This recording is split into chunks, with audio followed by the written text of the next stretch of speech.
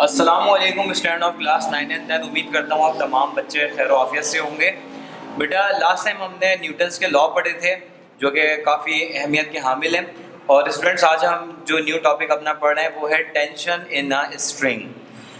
ठीक है, अब टेंशन कैसे किसी स्ट्रिंग के अंदर जनरेट होगी आज हम उसके बारे में पढ़ेंगे। टेंशन होगी क्या, इसको भी हम यहाँ पे आज स्टडी करेंगे।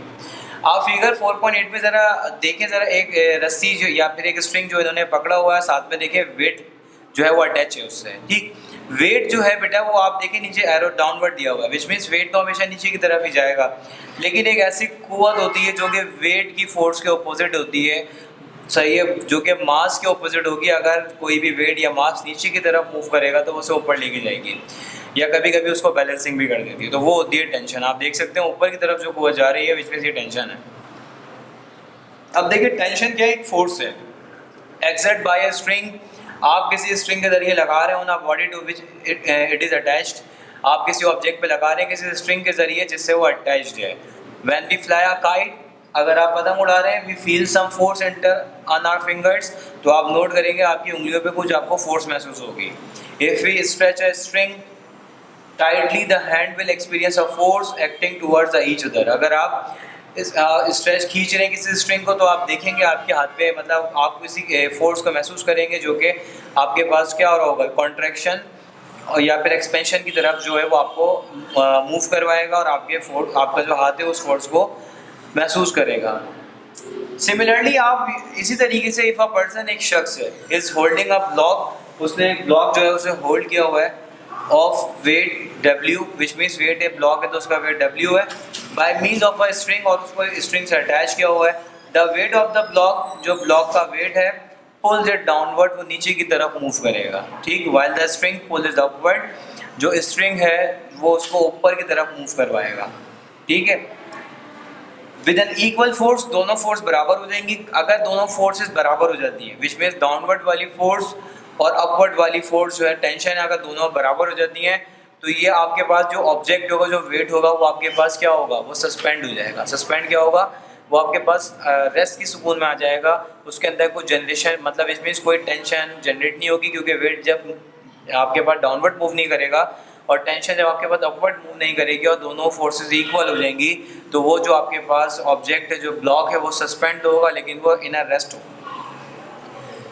नेक्स्ट देखिएगा आपके पास, while the string pulls it upward with an equal force, the force entered on our fingers, जो फोर्स आपके हाथ पे लगी थी फिंगर्स पे, the force experience by the hands and the upward force acting on the block. तो तीन चीज़ें देखें, जब आपने पतंग उड़ाई तो आपके फिंगर्स पे एक फोर्स लगी, ठीक है, आपको उसका एहसास हुआ। सेकंड, जब आपने किसी चीज़ को सस्पेंड किया स्ट्रिंग के थ्रू तो आपके हाथ ने किसी फोर्स को एक्सपीरियंस किया, and upward force acting on the block.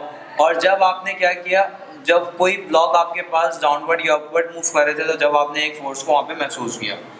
ठीक है, in the string in each case, ये तीन केसेस आपने भी देखें। This force is called tension in the string. इन तीनों का विच मीन्स ये जो फोर्सेस थी, मतलब ये जो फोर्स है जो आप महसूस कर रहे हो, ये फोर्स क्या है, ये आपके पास जो है वो टेंशन इन द स्ट्रिंग है। ठीक है जी, टेंशन इन अ स्ट्रिंग। आगे देखिएगा फिगर 4.8 आपके सामने मौजूद है बेटा।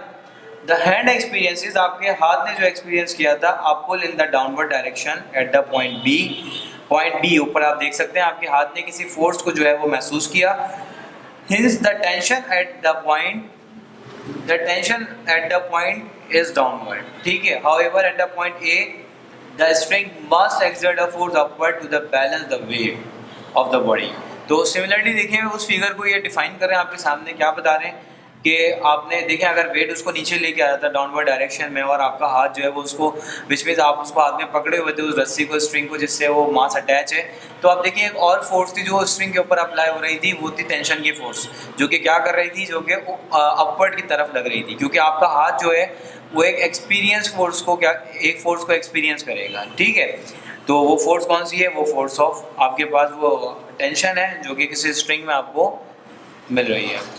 अच्छा स्टूडेंट ज़रा देखिएगा गौर से, अब हमारे पास जो नेक्स्ट टॉपिक है वो है, मतलब टेंशन इन स्ट्रिंग के दो टॉप, मतलब आप समझ लो दो केसेस हैं ये, इनको हम आज स्टडी करेंगे, केस नंबर 1 को, और फिर देखते हैं क्या रिजल्ट्स हमारे सामने आते हैं। तो देखिएगा, motion of a body connected by a string passing over a frictionless pulley. ठीक है। अब पुली क्या होते हैं, सिमिलरली आप देखते हैं एक आपके पास व्हील है, ठीक है, सेकेंड वो आपके पास अटैच है, और यहाँ सस्पेंडिंग के लिए यहाँ पे इन्होंने वायर या फिर कोई रस्सी या स्ट्रिंग कोई जो है वो यूज़ किया हुआ है। यहाँ देखिएगा आपके सामने एक मास ए है जो कि ज़्यादा है वेट में, और मास बी है जिसको M2 का नाम दे रहे हैं जो कि वेट में कम है। अब इस केस में कहते हैं when both the bodies move vertically, case number 1 move करेंगे। Generally we come across the 2 cases, यहाँ पे 2 केसेस हैं, ठीक है। When we study the motion of bodies connected by a string, अब ये कुछ ऐसी बॉडीज हैं जिनका ताल्लुक स्ट्रिंग से मौजूद है, पासिंग ओवर अ पुली, और एक पुली पे से ये मूव कर रहे हैं, ठीक है। तो मैं आपको बताया, देखिए अगर व्हील है, साथ में ग्रूव हुआ हुआ है, रोटेटिव है, तो ये एक पुली का सिनेरियो है, ठीक। 2 वेट्स हैं और इन्होंने क्या किया हुआ, उसको सस्पेंड किया हुआ दोनों को, ठीक। केस नंबर 1 बोलता है when both the bodies move vertically, दोनों जो बॉडीज हैं वो वर्टिकली मूव कर रही हैं। अब कैसे मूव कर रही हैं जरा देखते हैं। कंसिडर करें आपके पास 2 बॉडीज हैं, एक बॉडी ए है and then second body B है, हैविंग अनइक्वल मासेस। देख लें अनइक्वल मासेस हैं उनके, विच मीन्स जो ए बॉडी है विच मीन्स वो ग्रेटर है और जो बॉडी बी है वो लेसर है, ठीक। M1 और M2 इनको नाम दिया है, कनेक्टेड बाय अ स्ट्रिंग से जोड़ दिया है, which is passes over a frictionless pulley. Frictionless pulley का मतलब ये है कि वहाँ पे कोई रगड़ की कुव्वत, इस पुली के ऊपर कोई रगड़ नहीं है, ये स्मूथली मूव कर रहे होंगे दोनों। In such a way that 2 bodies hang vertically as shown in figure 4.9, आप फिगर 4.9 में देख सकते हैं कि दोनों वर्टिकली हैंग हैं, ठीक, लटकी हुई हैं। सपोज करें M1 जो है वो ग्रेटर है देन M2 से, ठीक है, जबकि आपके पास body A will move down, body A move करेगी नीचे की तरफ विद एक्सेलरेशन ए के साथ, वाइल बॉडी बी, जो बॉडी बी होगी वो मूव करेगी upward with the same acceleration, उसी रफ्तार के साथ, क्योंकि दोनों एक ही स्ट्रिंग के साथ अटैच हैं। जिस रफ्तार से बॉडी ए नीचे की तरफ जाएगी उसी रफ्तार से बॉडी बी जो है वो ऊपर की तरफ जाएगी, ठीक। तो आप देख सकते हैं यहाँ पे लेट टी जो है यहाँ पे एक टेंशन है, be the tension in the string, जो कि आपके पास जनरेट होगी बॉडी ए के डाउनवर्ड जाने से और बॉडी बी के अपवर्ड जाने से। To calculate the acceleration of the bodies, अगर आप कैलकुलेट करना चाहते हैं एक्सेलरेशन को of the bodies and tension in the string, और टेंशन को मालूम करना चाहते हैं कि स्ट्रिंग में कितनी जनरेट हुई है, let us consider the motion of a body A. तो हम आइए सपोज करते हैं सबसे पहले बॉडी ए की मोशन को, बॉडी ए की हरकत को। 2 फोर्सेस एक्ट हो रही हैं बॉडी ए के ऊपर। एक कौन सी फोर्स है, जो कि वेट ऑफ द बॉडी है, एक्ट वर्टिकली डाउनवर्ड, नीचे की तरफ मूव कर रही है, और दूसरी फोर्स जो है वो टेंशन है, ठीक है, जो कि आपके पास स्ट्रिंग में मौजूद है और उसको ऊपर की तरफ लेके जा रहा है, ठीक है, वो ऊपर की तरफ अप्लाई होगी। टेंशन हमेशा अपोजिट होती है, अगर वेट डाउनवर्ड जाएगा तो टेंशन आपके पास जो है वो अपवर्ड मूव करेगी। तो आप देख सकते हैं, अगर फर्स्ट सिनेरियो देखते हैं वेट ऑफ द बॉडी, तो W बराबर होता है mg के। अगर हम बात कर रहे हैं मास 1 की, वेट 1 की, तो क्या होगा m1g, और टेंशन को तो आप T से रिप्रेजेंट करते हैं, ठीक है। अब देखिएगा यहाँ पे सिंस बॉडी ए जो है वो मूविंग डाउन, बॉडी ए नीचे की तरफ मूव कर रही थी, W1 जो है वो ग्रेटर है, मतलब इसमें वेट ज़्यादा है, टेंशन रोक नहीं पा रही है, वेट मुसलसल नीचे की तरफ आ रहा है, तो इस वजह से क्या लिखा है इन्होंने, वेट जो है वो ग्रेटर है टेंशन से। द नेट फोर्स, जो टोटल फोर्स है जो एक्ट हो रही है डाउनवर्ड बॉडी ए के ऊपर, तो क्या होगा, तो याद रखें फोर्स ही मूव करिए ना इन सेंस ऑफ टेंशन, तो F1 equal to W1 minus T, मतलब वेट ज़्यादा है टेंशन कम है, तो हमने टेंशन को माइनस करवा दिया। बॉडी ए की बात कर रहे हैं, मास 1 की बात कर रहे हैं, M1 की, तो F1 यूज़ कर रहे हैं, W बराबर होता है किसके, M1g के। अब याद रखिएगा बॉडी ए को जो भी चीज़ एक्सेलरेट करवा रही है वो कौन करवा रही है, एक्सेलरेशन। फोर्स का आपने फॉर्मूला पढ़ा होगा, F is equal to ma, सही है, लेकिन यहाँ सॉरी W जो है वो बराबर था हमारे पास mg के, ठीक है, तो हमने यहाँ पे M1g लिख दिया, माइनस टी पहले वैल्यू निकाल चुके थे। सिंस अगर आप देखें बॉडी ए जो है वो डाउनवर्ड मूव कर रही है विद एक्सेलरेशन ए के साथ, तो फोर्स का फॉर्मूला क्या होता है, अभी मैंने आपको लास्ट लेक्चर्स में न्यूटन का आपको मैंने सेकंड लॉ समझाया था, F इक्वल टू ma। अगर हम इसको बॉडी ए के लिए, मतलब मास ए के लिए, M1 के लिए अगर हम इसको अप्लाई करते हैं तो क्या होगा, उसके ऊपर जो फोर्स है वो क्या होगी, M1 है।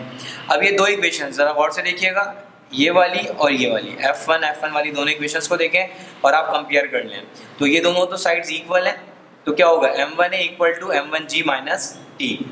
इसको नाम दे देंगे इक्वेशन 4.6 का है, जो भी आपको नाम देना है। अब आइए मूव करते हैं बॉडी बी की तरफ। अब बॉडी बी में कौन कौन सी चीज़ें आपके पास सामने अप्लाई हो रही है ज़रा देख लें। 2 चीज़ें एक्ट हो रही हैं, एक तो वेट है बॉडी वेट W2 जो कि वर्टिकली डाउनवर्ड मूव कर रहा है, ठीक है, जबकि टेंशन जो है वो उसे वर्टिकली अपवर्ड मूव करवाएगा। देखिए वेट कोई भी हो, वो अगर ए का हो या बी का हो, मास में डिफरेंशिएट हो, एक चीज़ 5 किलो की या 10 किलो की हो, याद रखिएगा 10 kg 5 kg, लेकिन जो वेट होता है वो आपके पास डाउनवर्ड मूव कर रहा होता है, ठीक है। लेकिन इस सिनेरियो में ए ऑलरेडी डाउनवर्ड मूव कर रहा है तो बी अपवर्ड जा रहा है, तो अपवर्ड कौन लेके जा रहा है, वो जो, अच्छा दोनों एक ही जो है स्ट्रिंग से बने हुए हैं, तो स्ट्रिंग में जो टेंशन जनरेट हो रही है वो बॉडी बी को ऊपर लेके जा रही है। तो इसका मतलब आपके पास बॉडी बी में जो सबसे ज़्यादा आपके पास एक्टिव है वो कौन है, टेंशन है, तो विच मींस टेंशन ग्रेटर है और आपके पास जो वेट है वो आपके पास लेस है, ठीक। तो आप जरा देखिएगा आगे, तो सिंस आप यहाँ देख सकते हो F2 नेट फोर्स क्या हुआ, फिर जो आपके पास फोर्स 2 थी उसमें T ग्रेटर है और मास जो था वो आपके पास कम था, ठीक। तो हमने M2 जो ऐसे रखा, T मौजूद है, अप्लाई न्यूटन का second law, F2 equal to M2 है, दोनों को कंपेयर कर लेंगे जैसे ऊपर कंपेयर किया था, M2 है बराबर होगा T माइनस M2G के, और फिर अब इस इक्वेशन को हम ऐड करेंगे, साइड वाइज ऐड करते हैं, फिर मैं आपको देखें यहाँ पे आपके लिए एक्सेलरेशन की जो एक डेरिवेशन है वो आपको मुकम्मल मिल चुकी है, ठीक। इस तरीके से यहाँ देखिएगा, यहाँ पे आपको टेंशन की जो डेरिवेशन है वो आपको यहाँ पे मिल चुकी है, ठीक। अभी देखिएगा ये दोनों डेरिवेशन मैं आपको जो कॉपी पे सॉल्व करके दिखा रहा हूँ, आप किस तरीके से करेंगे, तो अभी आगे लेक्चर में कंटिन्यू देखिएगा। अच्छा जी स्टूडेंट्स, लास्ट टाइम देखें टेंशन इन स्ट्रिंग के टॉपिक हम जो कंटिन्यू था हमारा फॉर बॉडी ए के लिए, देखें F1 क्या था, वहाँ पे वेट ज़्यादा था क्योंकि वेट नीचे की तरफ डाउनवर्ड आ रहा था, टेंशन कम थी, ठीक, तो माइनस T किया, वेट बराबर होता है M1G के, इसको इक्वेशन 1 का नाम दिया, ठीक है, F1 equal to M1G minus T according to Newton second law. Second law क्या होता है, F is equal to M है, अगर हम मास 1 के लिए काम करें तो F1 is equal to M1 है, ऑन कंपेयरिंग पे F1 इक्वल टू F1, तो देखें एक F1 जो था वो M1A इक्वल टू आपके पास सेकंड जो था वो M1G माइनस T, ठीक। इस तरीके से जो है आपके पास ये बॉडी ए की, इसको मैं नाम दूंगा इक्वेशन नंबर ए का।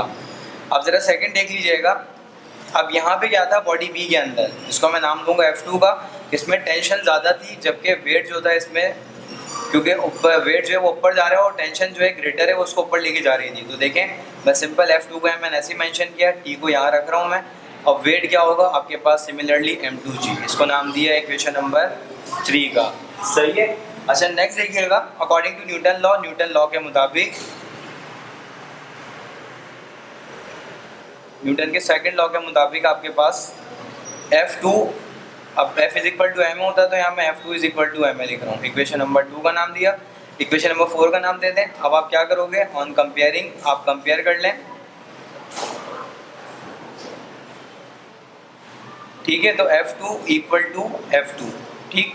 तो देखिएगा F2 बराबर F2 कितना होगा आपके पास, F2 आप देखें तो M2A इक्वल टू कितना होगा आपके पास T माइनस M2G के, सही है।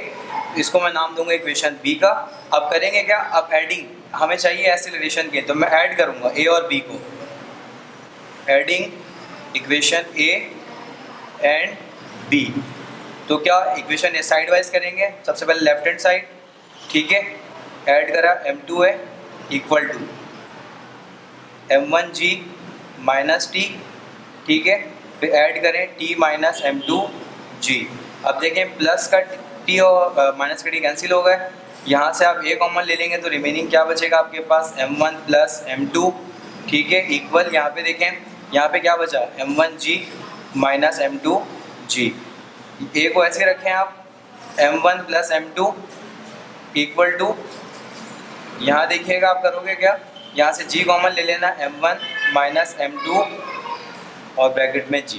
अब ज़रा गौर से देखें, हमें मालूम करना है एक्सेलरेशन जो कि टेंशन में जो स्ट्रिंग में जनरेट हो रही थी, अब ये पूरा ब्रैकेट मल्टीप्लाई इसको हम डिवाइड में ले जाएंगे, ए को यहाँ छोड़ें, देखें M1 माइनस M2G और डिवाइड बाय आपके पास M1 प्लस M2, ये देखें ये जो है हमारे पास ये एक्सेलरेशन की जो है वो डेरिवेशन आ गया, ठीक है स्टूडेंट्स।